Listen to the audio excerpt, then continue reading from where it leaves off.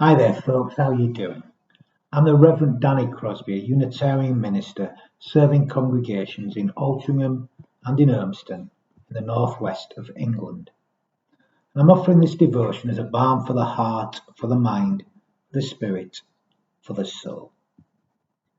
It is titled, Come as You Are. Come find home here. Come find acceptance. Come find shelter.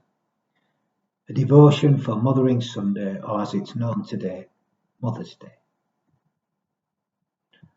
So I invite us to still ourselves. Let's invite a loving presence to be here amongst us and to awaken from deep, deep within us all.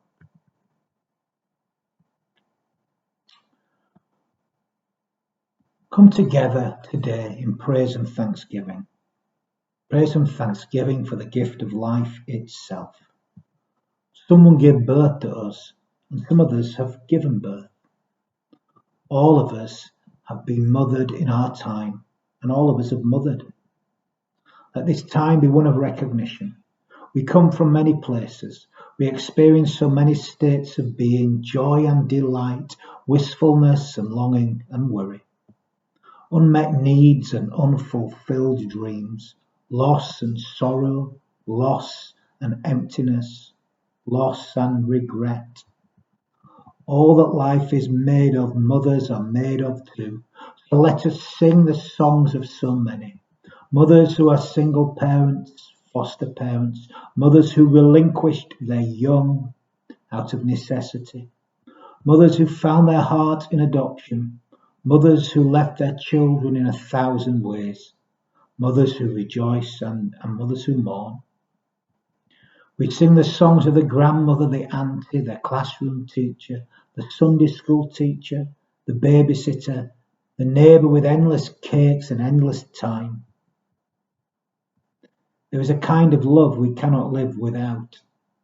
It is never too late, no matter our age or our situation. So we sing a song of gratitude for all the moments of being known, being cherished, being found.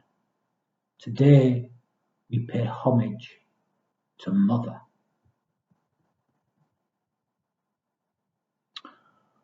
Mothering Sunday, Mother's Day, as it's known now from the American tradition, whatever its actual origins, and there are many, by the way, varied and complex, whatever these are, at its heart, I think it's about coming home to a deep, accepting, and nurturing love, however that's found. This may not be with our biological mothers, but it will be somewhere, in some state. I hope we all find that place of acceptance, that place of love, that place of rest, where we can be who we truly are. Mothering Sunday, Mother's Day is enshrined in this image, well, the Mothering Sunday is particularly, in this image of returning home, to this sense of belonging to something more than just ourselves. Whether that is actually of children returning to their family home having been working away, or of people returning to the mother church. Either way, or whatever way, it's about returning home to a place of safety. It's about returning home to a place of renewal, of rebirth, not only for ourselves but for others too. It's about returning to a place of love and total acceptance of who we are, exactly as we are. No matter what we have done or where we have been, we are accepted with loving, open arms.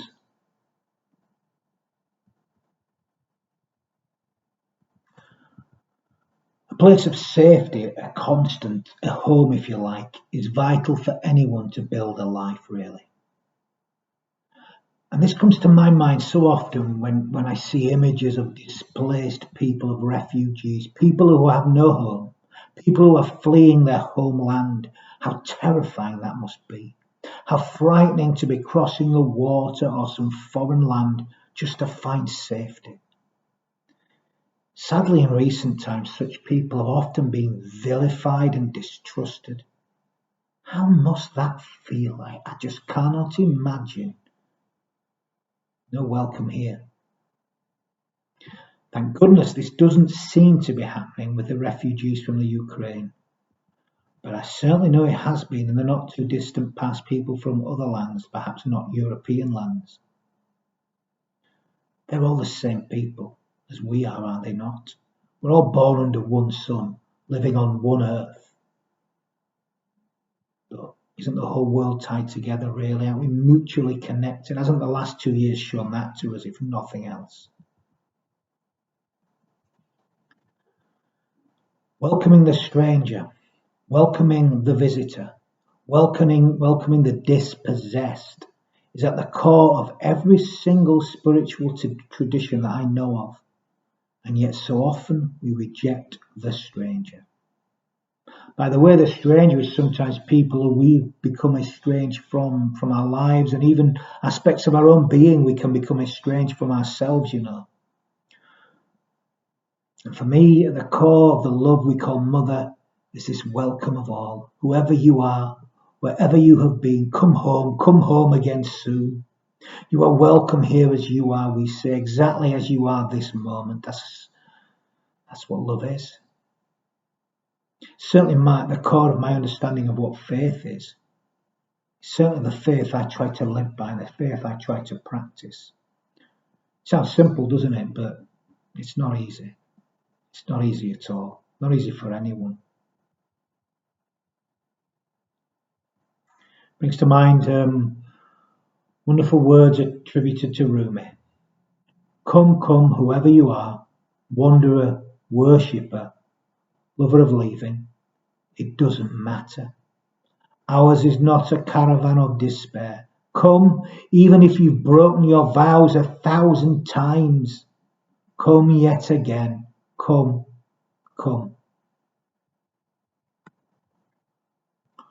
When we return to Mother, we are returning to a place of total acceptance. That's the community I believe in, the Mother Church. This is the church that I dream of. I dream of a church. This is what I would see as the kingdom of God. We're all our kin. We're all a one human family, or the commonwealth of love. We're all sharing that same love. Isn't that what community is meant to be? Aren't we all prodigal sons and daughters hoping to return to the loving arms of Mother Community, to be totally accepted as we are, so that we can begin in love again, no matter what has happened before? To me, this is the image of the divine to me. The divine mother, the divine father, the divine. There's no gender to it, really. We put human faces to these things. Brings to mind some beautiful words of prayer, a redemptive prayer I first heard many, many years ago. It's a prayer that's meant to be said as a community together. We forgive ourselves and each other. We begin again in love. For remaining silent when a single voice would have made a difference, we forgive ourselves and each other. We begin again in love. For each time that our fears have made us rigid and inaccessible, we forgive ourselves and each other. We begin again in love. For each time that we have struck out in anger without just cause, we forgive ourselves and each other. We begin again in love. For each time that our greed has blinded us to the needs of others, we forgive ourselves and each other. We begin again in love. For the selfishness which sets us apart and alone, we forgive ourselves and each other. We begin again in love. For falling short of the admonitions of the Spirit, we forgive ourselves and each other. We begin again in love. For losing sight of our unity, we forgive ourselves and each other. We begin again in love. For these and for so many acts, both evident and subtle, which have fueled the illusion of separateness, we forgive ourselves and each other. We begin again in love. When I think of motherhood or the Mother Church, if you like, I think of returning to a place of sustenance, a place of nurture, where one feels that they can recharge and renew in safety. a place where you are accepted wholly as you are. And from here you can begin again in love. You can, if you like, be born again, to be given birth to once more, once again. And that can happen any time. It can happen many times in our lives. The Colombian author Gabriel Garcia Marquez wrote in Love in the Time of Cholera the following: human beings are not born once and for all on the day their mothers give birth to them, but life obliges them over and over again to give birth to themselves. We can begin again in love anytime. Our lives often take different directions at times. We turn down a new pathway again and again and again. Often we will go down blind alleys again and again and again. Often we repeat the same mistakes again and again and again. We do not always learn from our mistakes, do we? Any of us? I know I don't always. Such a very human thing. And even if we've made the same mistake 1,000 times again and again and again, we can always begin again in love. We can always return home to that place of acceptance. Prodigals, all of us. Brings to mind a wonderful poem, Autobiography in 5 Short Chapters by Portia Nelson. 1. I walk down the street. There is a deep hole in the sidewalk. I fall in. I am lost. I am hopeless. It isn't my fault. It takes forever to find a way out. 2. I walk down the same street. There is a deep hole in the sidewalk. I pretend I don't see it. I fall in again. I can't believe I'm in the same place, but it isn't my fault. It still takes a long time to get out. 3. I walk down the same street. There is a deep hole in the sidewalk. I see it's there. I still fall in. It's the habit. My eyes are open. I know where I am. It is my fault. I get out immediately. 4. I walk down the same street. There is a deep hole in the sidewalk. I walk around it. 5. I walk down another street. Hopefully, yeah. We can begin again 1,000 times if need be. We can turn down a new path. We can return home to the very beginning. It's okay, it's okay. We can begin again in love. It's a curious phrase, to turn or to turn again or even to return. Did you know that to turn or to return was the original meaning of the religious word conversion? Conversion is rooted in the Latin word convertere, which meant to turn around, to transform, if you like, to turn around, to change direction, to turn.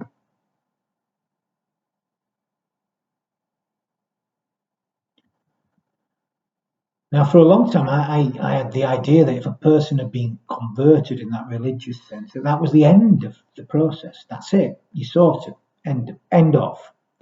But I don't live under this delusion anymore. Today, when I think of conversion, I think of it as the beginning of something, the start of a journey. Today, I see conversion as an ongoing process, and not even a once or perhaps twice in a lifetime experience.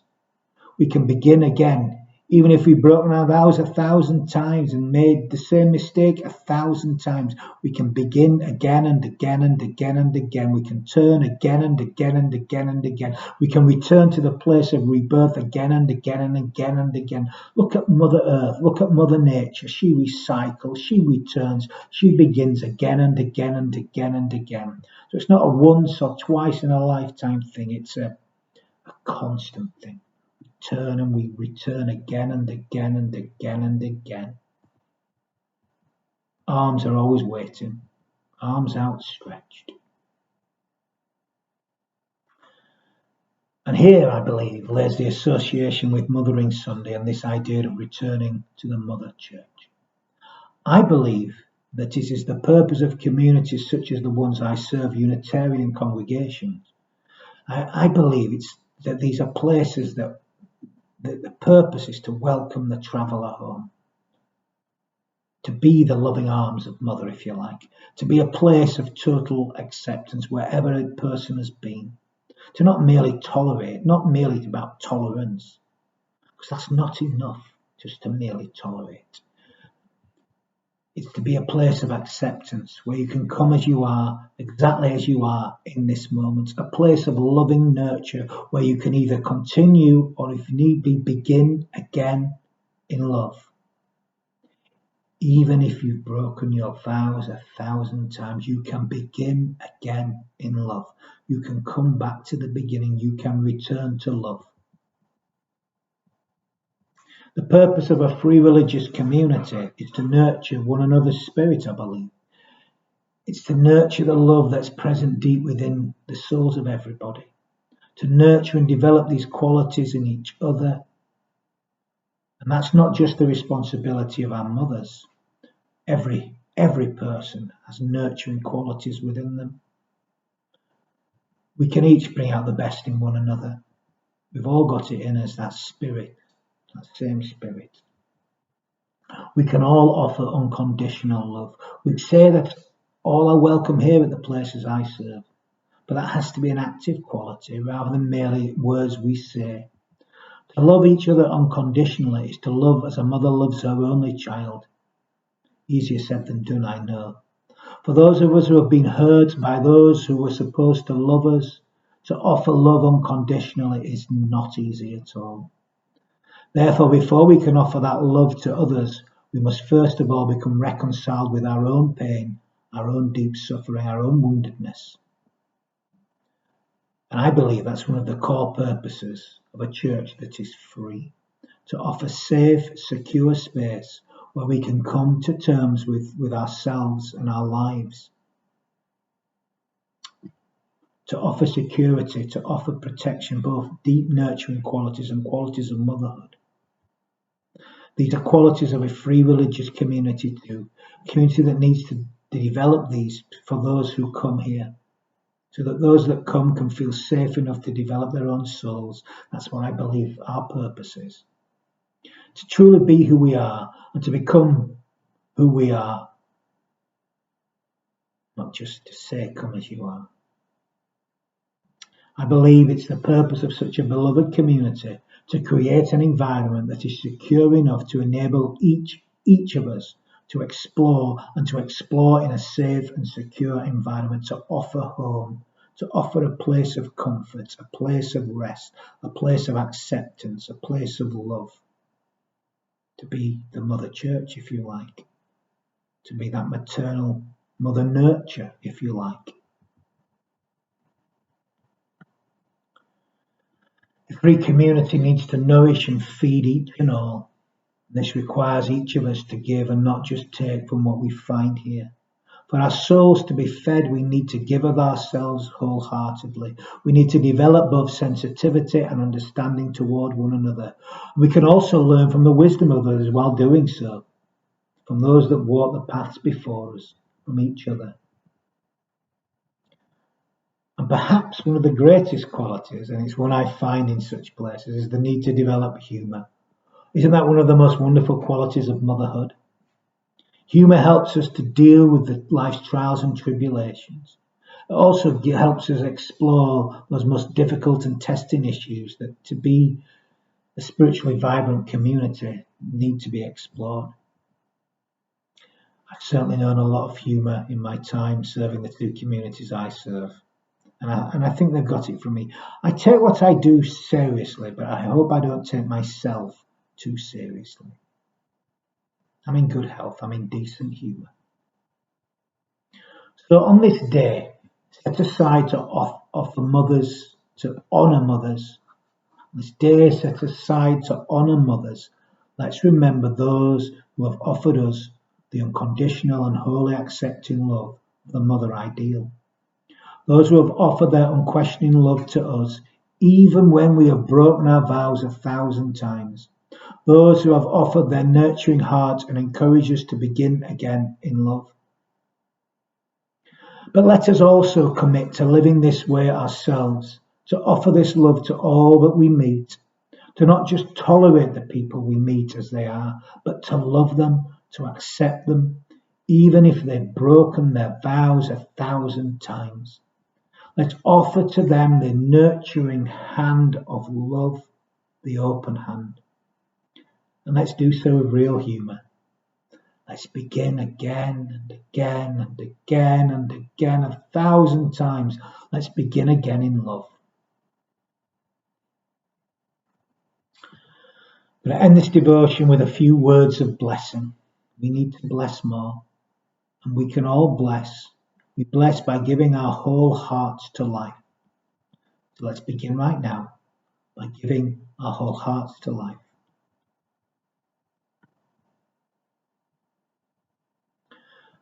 Blessed is the person who feeds and warms, washes and comforts the child and soothes them in illness, for they shall be called caregiver. Blessed is the person who gives shelter and food, clothing, toys, books and tools, for they shall be called provider. Blessed is the person who opens doors in the child's experience, who explains the puzzling and the wonders of the mysterious, for they shall be called teacher. Blessed is the person who shields a child from that which will wither or warp, who protects a child from abuse and exploitation, who guards against bullying and scorn, for they shall be called defender. Blessed is the person who takes the time to listen, who is there for a child in the darkness, who is aware of the fears, who speaks the words of encouragement in moments of despair. For they shall be called sustainer. Blessed is the person who guides a child in the search for beauty, who encourages them at what is daunting, who steadies them as they explore new experiences, who lives their aspirations and their dreams, for they shall be called inspirer.